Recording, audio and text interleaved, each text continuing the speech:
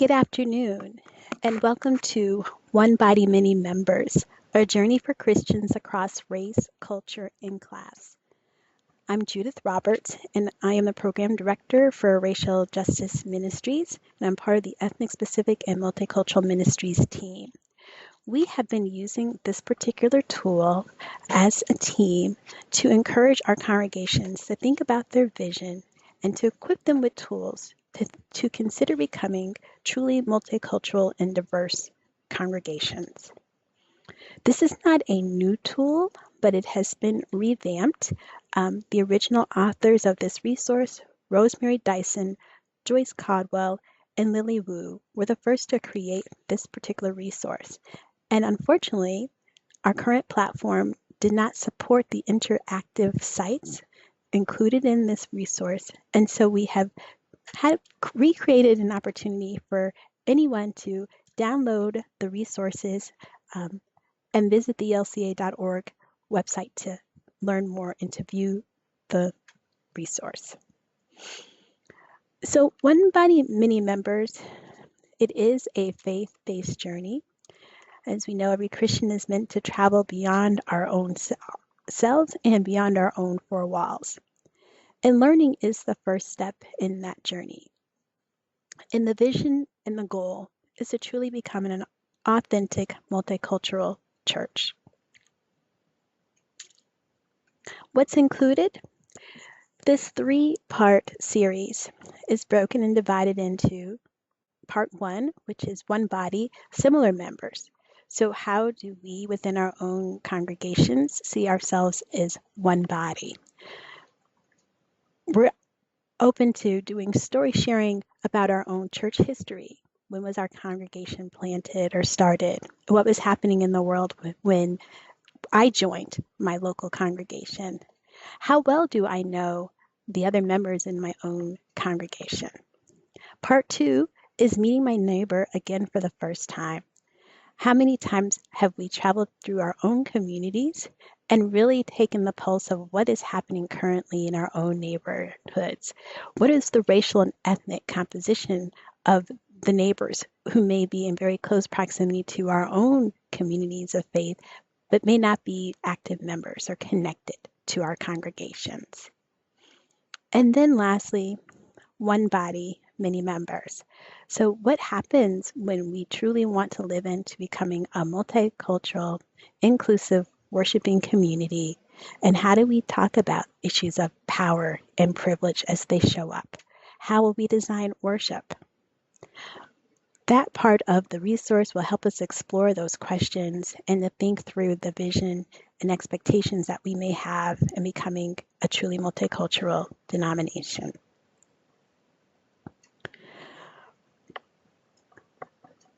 The PowerPoint that you will have access to really are just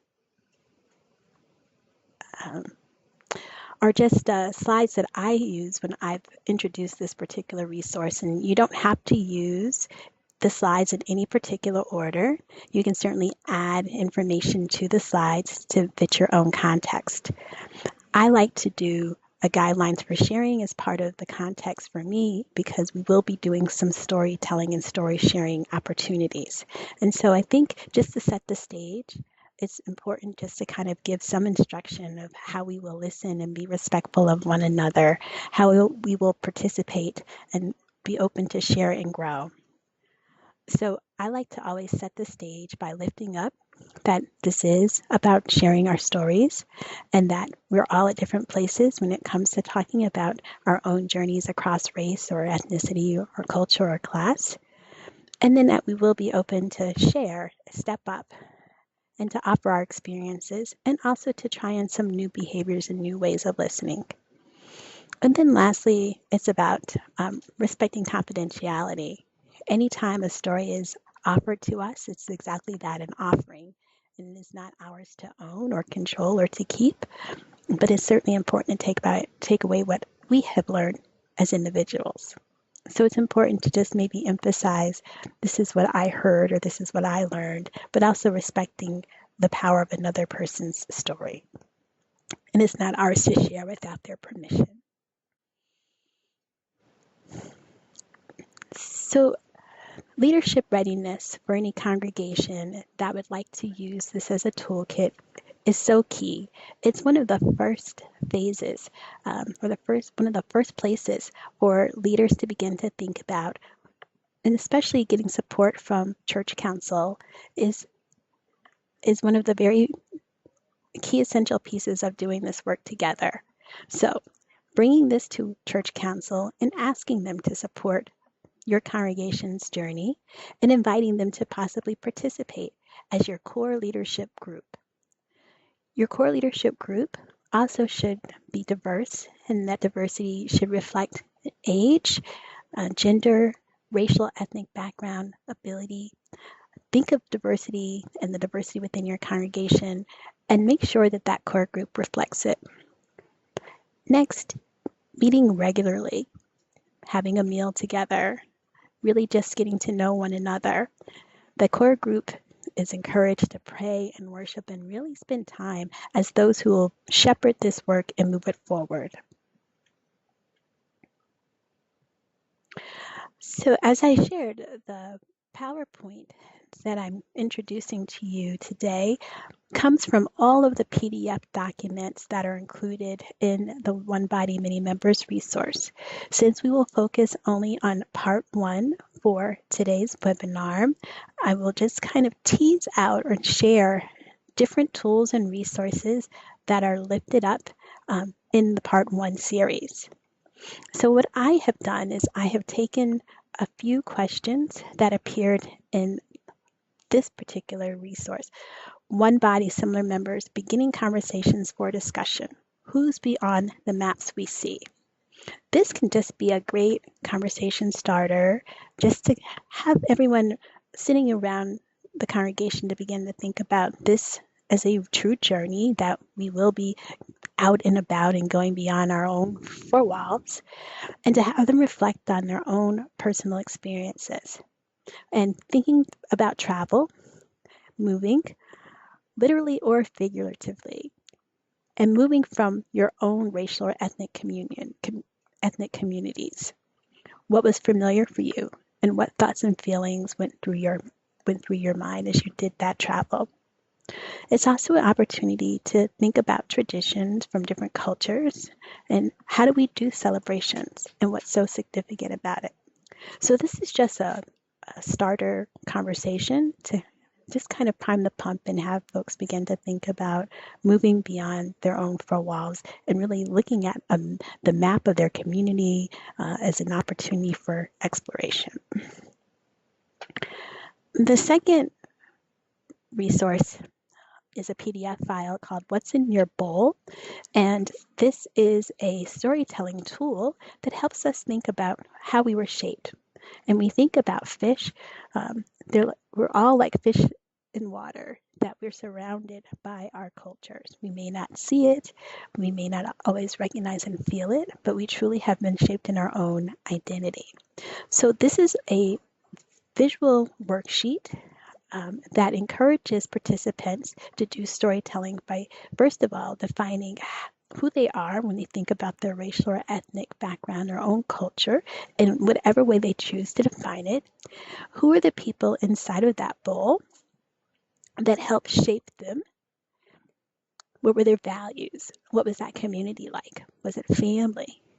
And then thirdly, who were the people outside of that bowl who were very different from you? People you didn't know very well.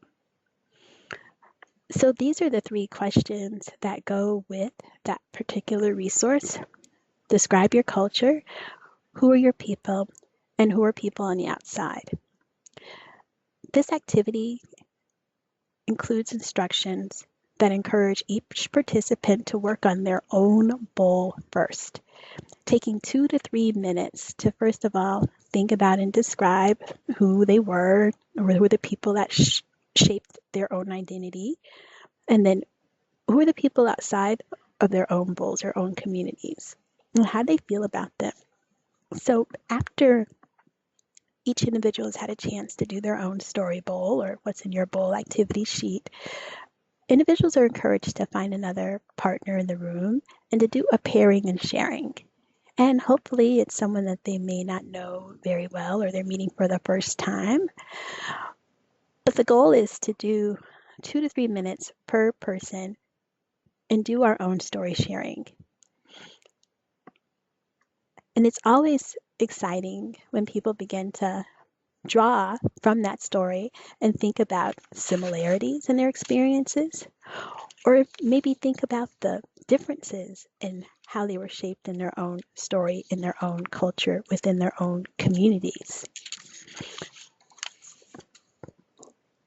So after each participant has had their 2 to 3 minutes to share with their partner, an invitation is offered that they switch.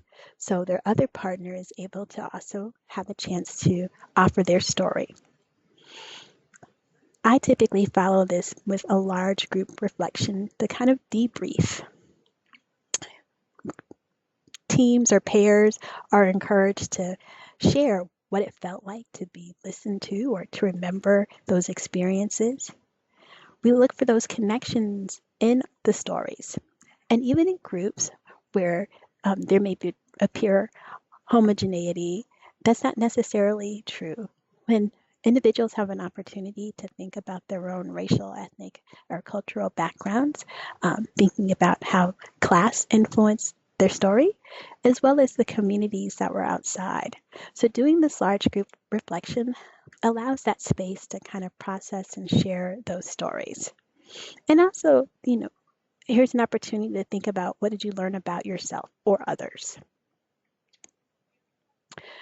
Another way of opening up the conversation is to talk about the ways that anxiety and fear may also be part of the conversations in congregations, that there may be those who are not as eager and as excited to think about their congregation growing and becoming much more rich because of cultural diversity.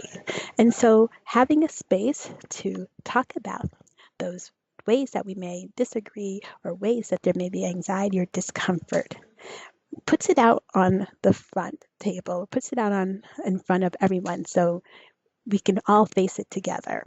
And it's not to minimize how people feel. It's an opportunity really just for deeper and richer engagement. So this reflection questions, you can do it in different formats.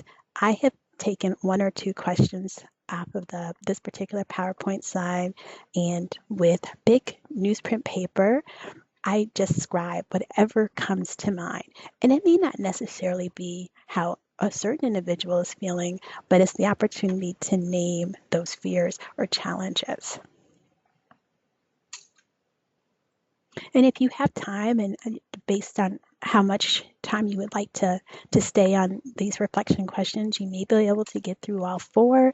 You may only select to do 1 or 2. But once again, these are just different resources and tools for opening up a deeper question.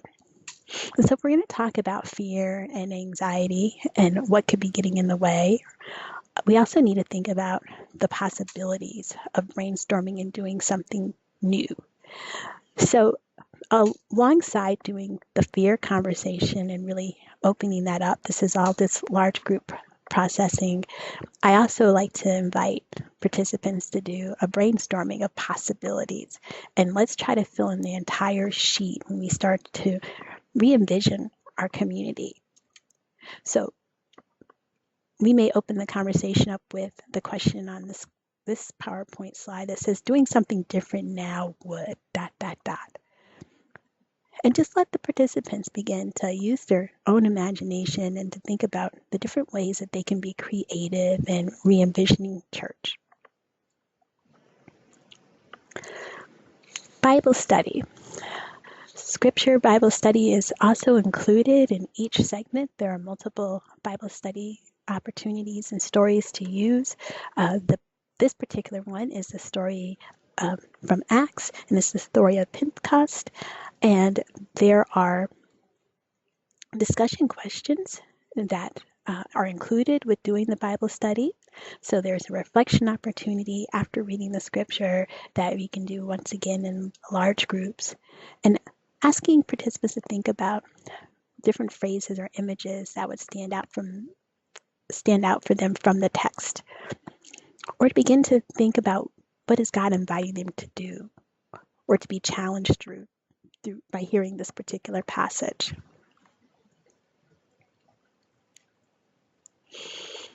And then finally, there's the opportunity to always to start and to close in prayer. And so offering different ways of praying and kind of closing and rounding out the day is how I like to use the content of this particular slide presentation.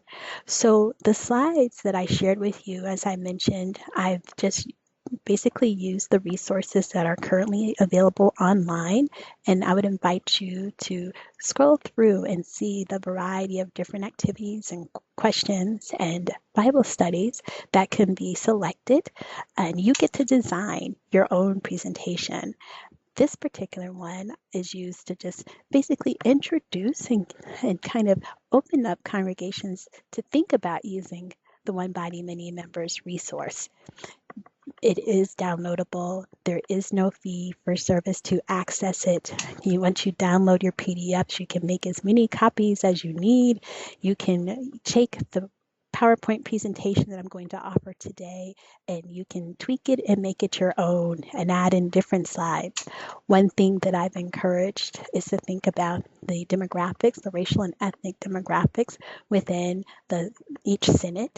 So as presenters begin to kind of talk about, this is what our congregations in this particular conference or synod, this is what we look like racially, ethnically, socioeconomically, and then do a side-by-side comparison of, and this is the reality when we think about the demographics of this entire zip code, or if the synod were to think about the particular congregations and communities that we are a part of, how are they different than our worshiping communities? And we begin to really see diversity and using data to do that, to illustrate that point.